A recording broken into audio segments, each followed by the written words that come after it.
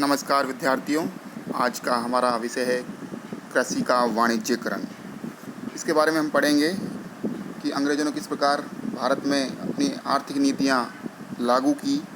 उसमें एक महत्वपूर्ण था कृषि का वाणिज्यीकरण। इसका अर्थ, इसकी शर्तें क्या थी, क्यों किया गया और इसके प्रभाव क्या रहे, इसके बारे में आज हम देखेंगे।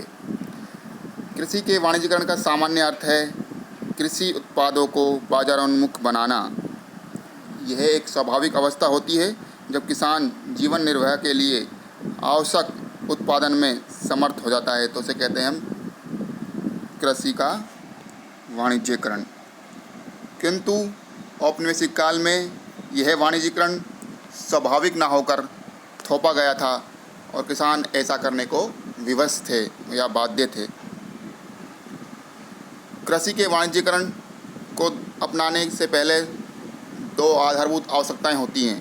पहला, नंबर एक, देश खाद्यान्न उत्पादन में आत्मनिर्भर हो, और दूसरा, वहाँ का इंफ्रास्ट्रक्चर अवसंरचना विकास उपस्थित हो, जैसे सिंचाई के साधन हो, परिवहन हो, उर्वरक हो आदि। किंतु औपनिवेशिक काल में यह दोनों ही शर्तें अनुपस्थित थी।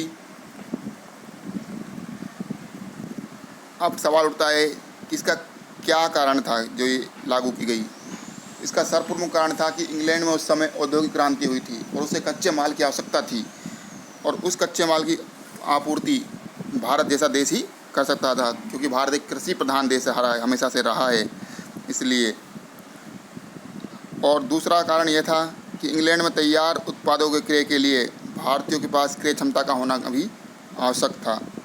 कृषि के वाणिज्यीकरण द्वारा किसानों के पास नगद उपलब्धता को बढ़ाया जा सकता था।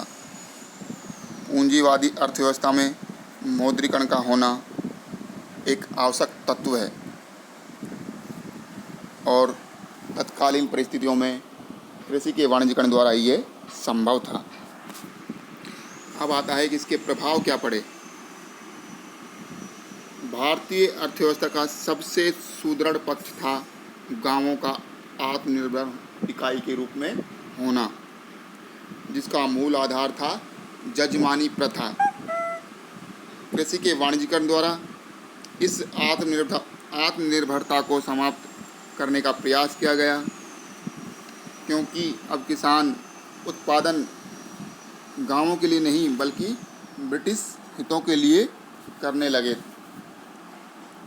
कृषि के वाणिज्यीकरण में नकदी फसलों की महत्वपूर्ण भूमिका होती है, जिनके उत्पादन हेतु किसानों के पास नकदी भी होना आवश्यक है, और खाद्यान्न उत्पादन की तुलना में ज़्यादा धन भी होना चाहिए।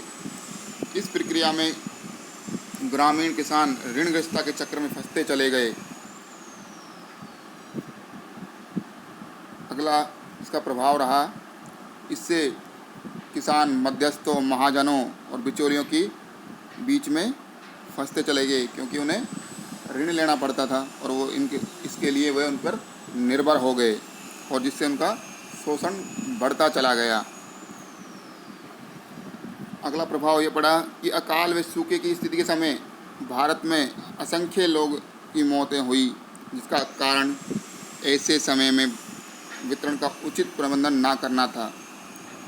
कृषि के वाणिज्यीकरण के प्रोत्साहन से खाद्यान्न उत्पादन प्रभावित हुआ, और साथ ही अंग्रेज़ों ने अपनी औद्योगिक मजदूरों के लिए भारत के खाद्यान्नों का निर्यात किया। ये तो इसके नकारात्मक प्रभाव थे। इसके कुछ सकारात्मक प्रभाव भी पड़े, जैसे नंबर एक, इससे कृषि के विविधीकरण का हुआ। अलग अलग फसलों को बोया जाने लगा, जो ज़्यादा नकदी दे उन फसलों को बोया जाने लगा। इससे गांवों का अलगाव टूटा, और गांवों का शहर से संपर्क बढ़ा, जिससे सामाजिक गतिशीलता में वृद्धि हुई। नंबर तीन, ब्रिटिश शोषणकारी नीतियों ने किसानों को भाग्यवादिता से उतारकर उनमें परिस्थितियों से सामना करने की चेतना का सृजन किया, जिससे आर्थिक राष्ट्रवादी आंदोलन को बढ़ावा मिला। तो इस प्रकार हम देखते हैं कि कृषि के वाणिज्यीकरण से सकारात्मक और नकारात्मक दोनों ही तरह के प्रभाव पड़े हैं, किंतु नकारात्मक प्रभाव ज़्यादा पड़े क्योंकि अंग्रेज़ों का अंततः उद्देश्य भारत से अधिक माल को ब्रिटेन में ले जाना था, क्योंकि औद्योगिक क्रांति जो हुई थी उसके लिए कच्चे माल की आवश्यकता थी उस समय, और उसकी आपूर्ति भारत के द्वारा ही की जा सकती थी, क्योंकि भारत एक प्रारंभ से ही कृषि प्रधान देश रहा है। तो इस व्यवस्था ने भी भारतीय किसानों की दुर्दशा करने का ही प्रयास किया है। इनका उद्देश्य भारतीय किसानों को आगे बढ़ाना नहीं था। तो ये था हमारा आज का विषय, कृषि का वाणिज्यीकरण। धन्यवाद सर।